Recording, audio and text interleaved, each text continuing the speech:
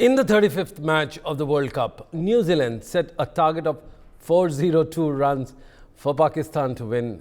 Pakistan, in response, reached 160 runs for 1 wicket in 21.3 overs before the game was halted due to rain. According to the DLS method, Pakistan is ahead by 10 runs, indicating a potential victory if no further play happens. Fakhar, Zaman and captain Babar Azam are at the crease. Fakhar scored his 11th ODI century and his first in the World Cup, amassing 106 runs from 69 deliveries with 7 fours and 9 sixes. Abdullah Shafiq was the only wicket to fall, dismissed for 4 runs. New Zealand posted their highest ever World Cup score of 401 for 6. Rachin Ravindra's century and Kane Williamson's 95. Pakistan Mohammad Wasim Jr. took 3 wickets in another match between Australia and England. Yes, the arch rivals, Australia and England, scored 2. What is the latest update? Tasween is going to take us there. Cameron Green was the top scorer with 47 runs, and Mano Labuschagne, I don't know what this man does. He comes in as a concussion substitute in T20, ODI, Test match, and he scores and he never gets out. It's like buying your ticket and not buying the return ticket and being there as much as you can. Contributed 71 runs. England's Adil Rashid made a strong comeback, taking all-important wickets, while Mark Wood broke the partnership between Green and Labuschagne. England's Chris Woakes also dismissed. David Warner, Australia's, lost wickets early but managed to reach. The latest is with Tasneem Granger, the international player for 15 years for Zimbabwe and someone who understands, knows and plays her cricket well. Your views? Yeah, so good evening to you all. Right now, Australia currently sitting on 253 for the loss of 8. This coming just after 45.4 overs. And you know, I think it's crazy how in the past 12 balls they've lost 2 wickets just instantaneously when they were looking like they were just about getting somewhere with Mark Stoinis, who was looking solid for me. And yeah, like we said this morning, this is the Ashes at the end of the day. To them, it's not just another World Cup game. It definitely is the Ashes. And as you mentioned, good comeback from Adil Rashid this morning. He claimed the wickets this morning of Josh Ingles as well as Steve Smith when they were just about getting settled and they had a partnership going. Well, absolutely. And England-Australia match, England down at the mat but trying to make a comeback in this solitary match. What a great moment it is to get David Brooks, the number 1 Beth Noy for English cricket. Welcome to the show. David, your views very quickly and then we will move on to your next, the World of Cricket group. Go on, David. Well, I've got a bit of, I need to put my phone on here. I've got a bit of, I think I'm on 2 links with you. It's been a very absorbing day. And I have to admit, I was writing off Pakistan's chances earlier. But if they sneak through on Duckworth Lewis, it will be thanks to Fakhar Azam and his wonderful stroke play today. A man left. Well, we seem to have some problem at David's audio. Are we good to have him back? All right. We also have Mr. Rajkumar Sharma, who joins us live. Sir, we were discussing about the arch rivalry between the 2 teams, England and Australia. Your views, sir? Rivals, and one look at them, you know, they have been rivals since very long, and Ashes, you know, Ashes is so important for them, and so the World Cup match is also. Both their fans would be looking that they should win this particular game, whatever may happen in the World Cup, but they should win this particular match. Well, it's a very strange thing to see an Englishman wearing a Pakistani cap and talking to us live from London. And that has to be David Brooks. David, what makes you wear the Pakistan cap? Well, if you remember, I predicted Pakistan to make the semi-finals at the expense of New Zealand. I have to say I wasn't expecting it to be done in this fashion. And after Babar Azam took the unbelievable decision to put New Zealand into bat first, I thought that was the end of Pakistan's chances, with New Zealand scoring over 400. But that man, Fakhar Azam, left out of the team by the chairman of selectors in Zaman, no longer the chairman of selectors. He's been stood down for apparent conflict of interest because, of course, he was preferring his nephew Iman Al-Haq in that opening position. Well, presumably, Sunil, this relationship between the two of them, uncle and nephew, has been in place for some time. It's not a new arrangement. They would have been relatives for all their lives. So why now, in the middle of the World Cup, is Zaman released from his duties as chairman of selectors? It's a straightforward case of nepotism. And without Zaman as chairman of selectors, I think Pakistan will have a lot more progress. But as you say, fantastic knock from Fakhar Zam. And it means that Pakistan may still squeak into the semi-finals in the most controversial or let's say, the rules are the rules. But let me read out a tweet. Let me read out a tweet from the World of Cricket group. If Pakistan win a game on Duckworth Lewis after conceding 400 to qualify for a World Cup semi, it will be the newly most Pakistan thing of all time. We have no idea what it means. Please go ahead. Well, of course, it does open up the possibility of a mouth-watering clash between India and Pakistan in the semi-final at Eden Gardens. So I'm clinging to the fact that I don't think they're going to get back out. It's raining. The forecast is rain for the next couple of hours. They may not get back out there, in which case Pakistan will have confirmed my prediction in the most unlikely of ways. You know, New Zealand on a downward trajectory. I thought it was a defensive move from Babar Azam, surely playing his last couple of games as captain of Pakistan. Well, I think Rizwan is much better placed to take over the captaincy. And that's typical of the model thinking that we've seen under Zaman Al-Haq, who was a great player, but a poor administrator and a poor chairman of selectors. You've got to put your best team on the field. And to leave out Fakhar Zam, well, he wasn't there in the first few games. He was left out by Inzi. David, let's draw a parallel with Mohammad Shami. Even he wasn't considered for the first 3 or 4 games. Then he makes a comeback and he's now one of the top leading wicket takers. I mean, that's how cricket is all about, you know. Somebody's loss is somebody's gain. Would you agree? But look at the teams. Look at the teams who are dominating this World Cup. They've had settled teams. Okay, Shami was unlucky not to be in the first few games. Yes. But he was always the next cab off the rank, as it were. He was always going to be the next in line to play. And my God, he's taken his chances in the 2 games he has played. But apart from that one position, you can name the India team. You can name it now for the semi-final. You can name the South Africa team. But, you know, these teams like England have been chopping and changing, although ironically they kept the same team for today's game against Australia. And Australia have had chopping and changing in their batting. The most unlikely of injuries, falling off a golf cart. Who was driving that golf cart? Was it Inglis, the guy who's kept him out? Or maybe he's keeping Carey out? Was it Marcus Stoinis driving the golf cart? We want to know. How can you get injured falling off a golf cart? Hold on. Before you take a dig at the Aussie, remember what happened last year with Bairstow. He went to play golf, and guess what happens? He not only injures his foot, but he's out of the entire Ashes just because of his love for golf. Wasn't it true? You know, a love of golf is a killer for any cricketer. Stay away from the golf course is my advice to any cricketer wanting to play at senior level. It's a death trap. Well, absolutely. Well, we'll shift our focus back to the 2 matches that are happening, which will decide the fate of which team goes into the semi-final. Tasmin Granger. Tasmin, what's the update right now? Currently, Australia just looking to take off. They currently have scored 268 for the loss of 8, now in 47.1 overs. And you can just see them starting to try and pick up the pace right now. And I think it's about time. You know, we know the past score in the last 10 overs. They've just scored, I'd say more or less, they've scored 56 runs in the past 8 overs, 7 overs now gone. And they need to put their foot on the gas if they definitely want to put up something competitive for England.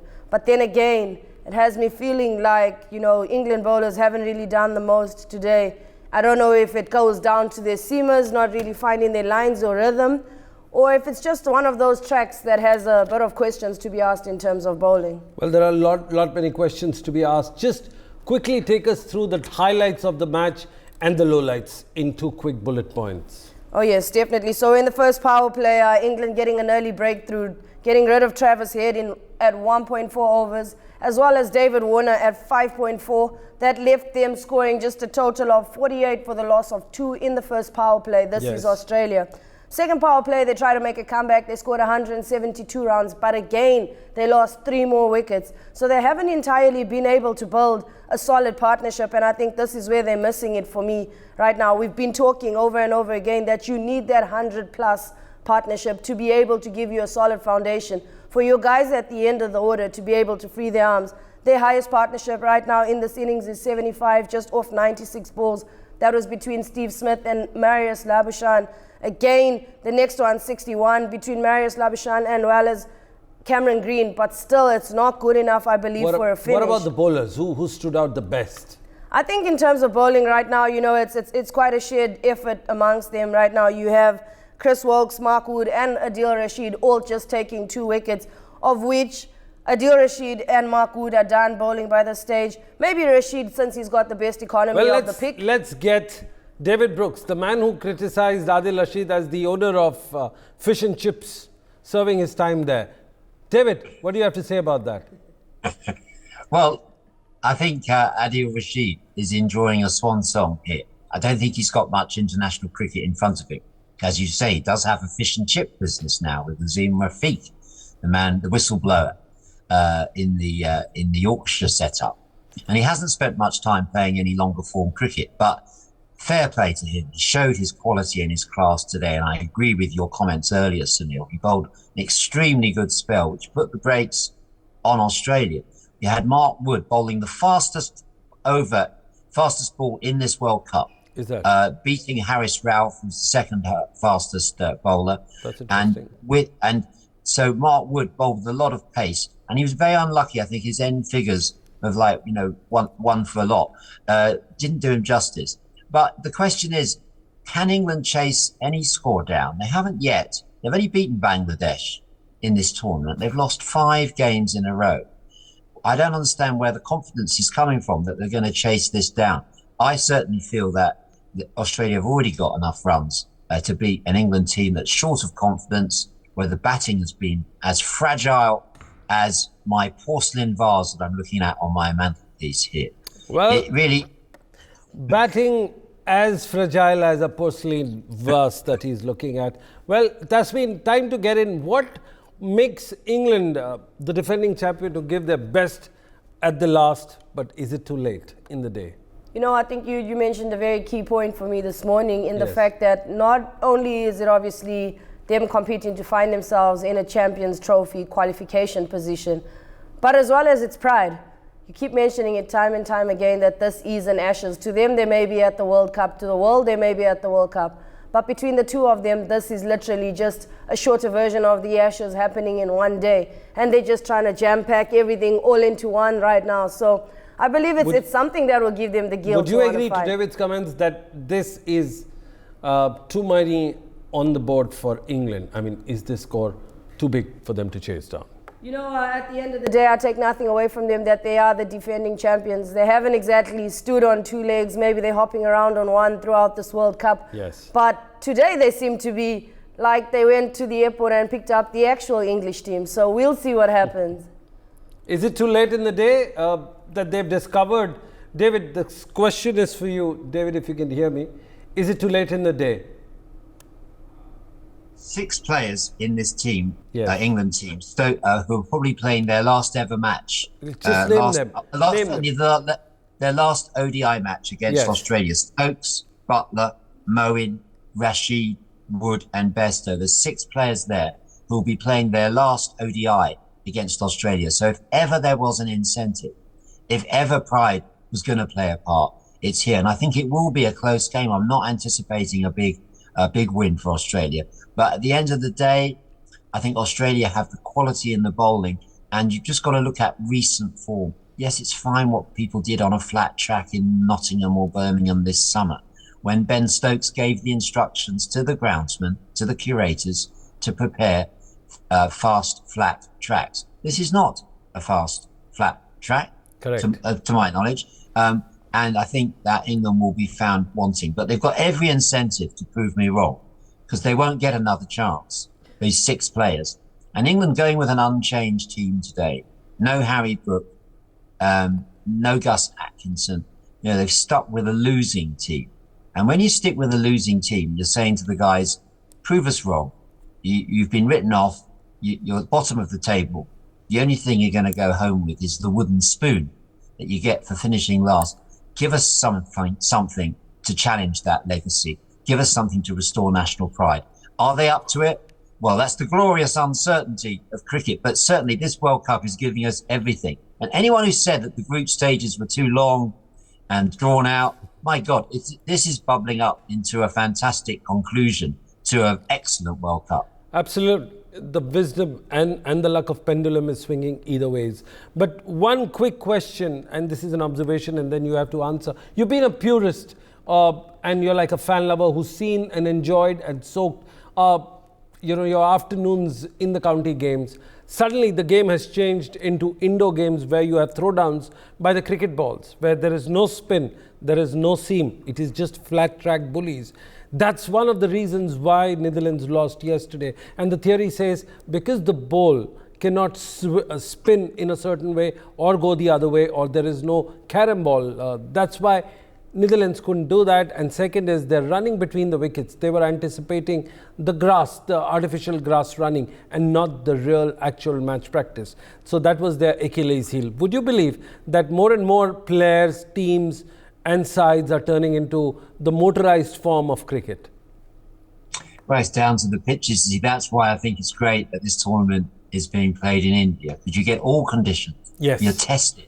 The batters are tested like they're not on a flat track in Nottingham on a sunny, yes, we do get sunny days in England.